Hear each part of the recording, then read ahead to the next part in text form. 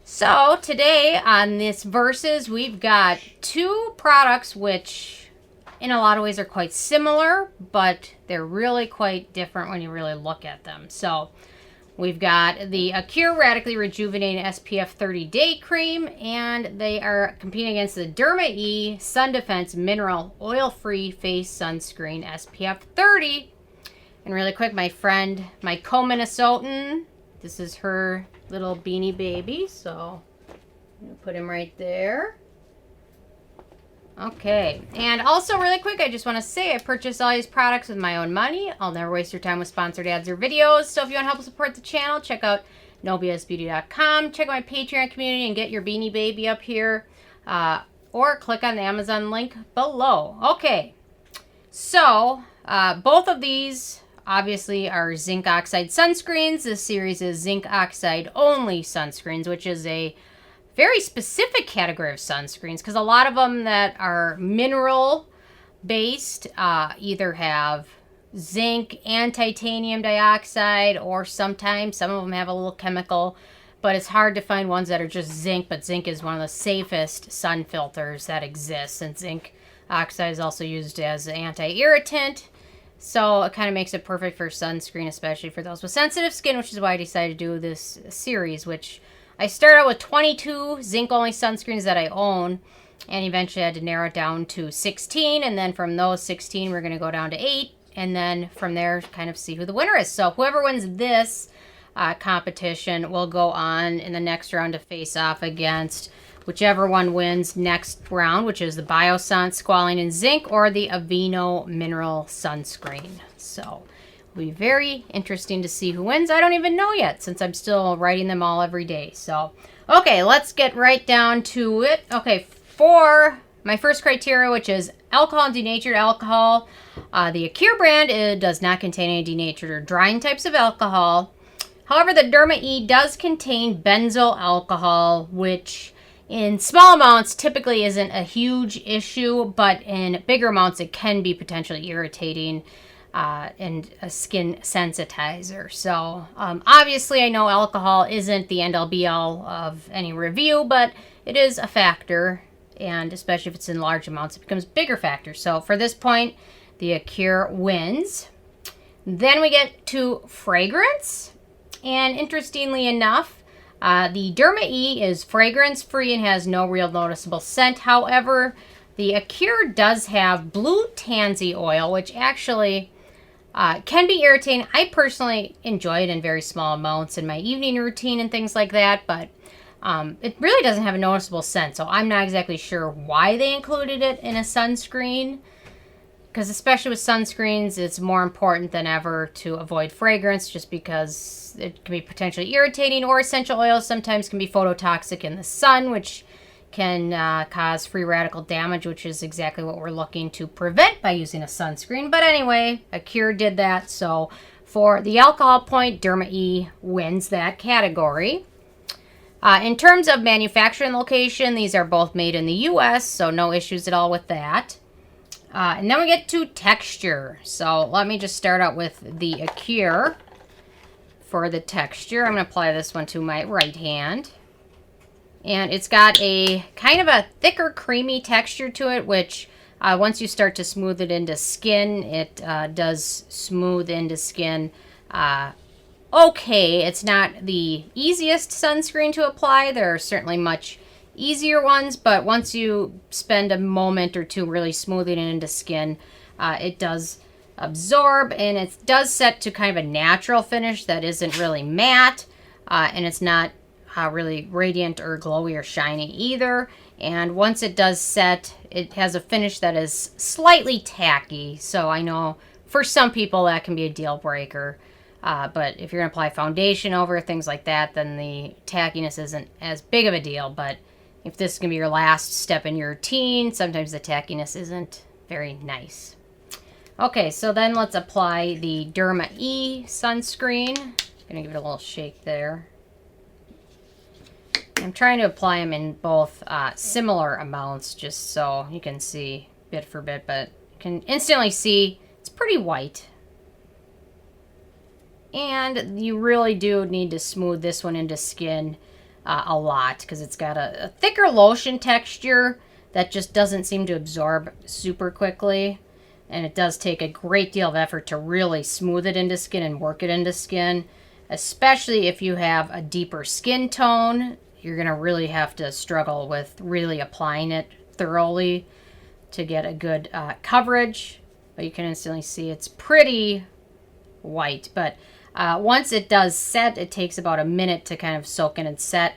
It sets to a pretty matte finish, and it's not sticky at all. So that's a nice thing if you can get over the shade of it. So, which we're going to get to now. So obviously the texture, I really did like the Acure a little bit better. For the white cast, the Acure, you can tell it has a light cast, medium light, I would say. There's certainly other ones I've tried and will try in the next few episodes that have much less of a white cast.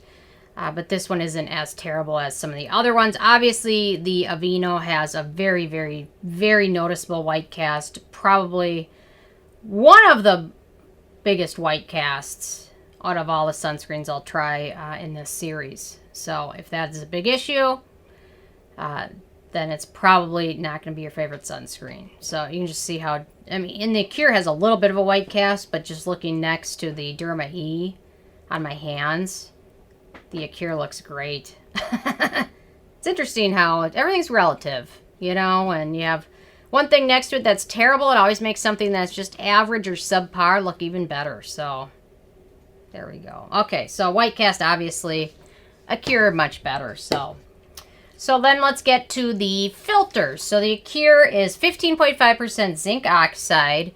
The protection is SPF 30, and it's a broad spectrum UVA coverage, which in the US they don't have to really disclose it other than just saying it blocks some UVA rays. The Derma E has 20% zinc oxide, noticeable by its white cast, although there are other ones in this competition which have a higher amount of zinc oxide and much less white cast. Also SPF 30 broad spectrum coverage. For the filters, the SPF is the same. They're both broad spectrum. However, I just gave the point to Derma E just because it has more zinc in it. Although that's really not the most scientific factor. I just went with it. So, kind of giving them a free point. But, anyway. Then we get to ease of use. And the Acure, in my opinion, not the easiest sunscreen to apply. But not one of the most difficult ones either. It does take effort to smooth it into skin. If you use it alone without any moisturizers or serums underneath, it's a little bit easier to apply.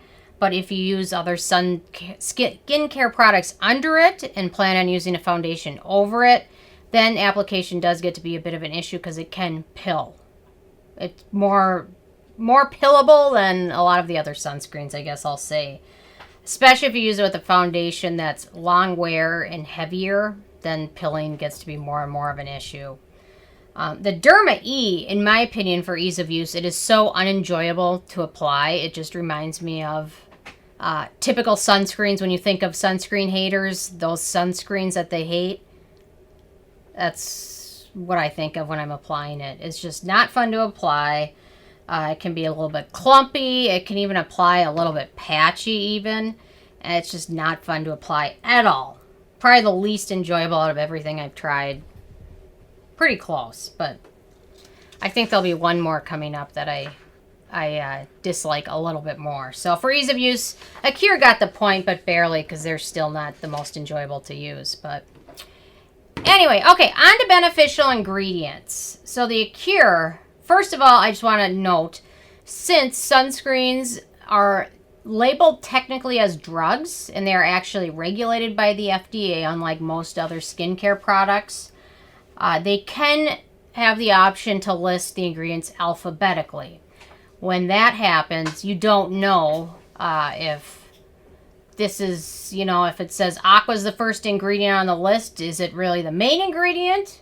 Because the water can actually be like less than 0.00%, but since it starts with an A, you're going to have it at the top of the list. So you don't really know how much ingredients are really in there. Are the beneficial ingredients that show up in the top list, are those really in higher amounts or not? You don't really know. So they could have listed them in the order of the amount used. They have that option, but some brands choose not to do that and take advantage of listing them alphabetically. Personally, I'd like to see them listed in order of how much there is in the product, because then you have a better idea of how much blue tansy oil is in there and how much of this great ingredients in there. But you don't know, so that annoys me. Okay, so for beneficial ingredients, we've got allantoin, aloe, argan oil, vitamin C, alpha-bisabolol, shea butter, coconut oil, coconut alkanes, turmeric, ferulic acid, lecithin, niacinamide, panthenol, sodium hyaluronate, squalane, and vitamin E, which is a really nice list. However, maybe there's 0.00001% of each of those. We don't know. So that's a little bit irritating. But it is a nice long list of good ingredients. So they did do that.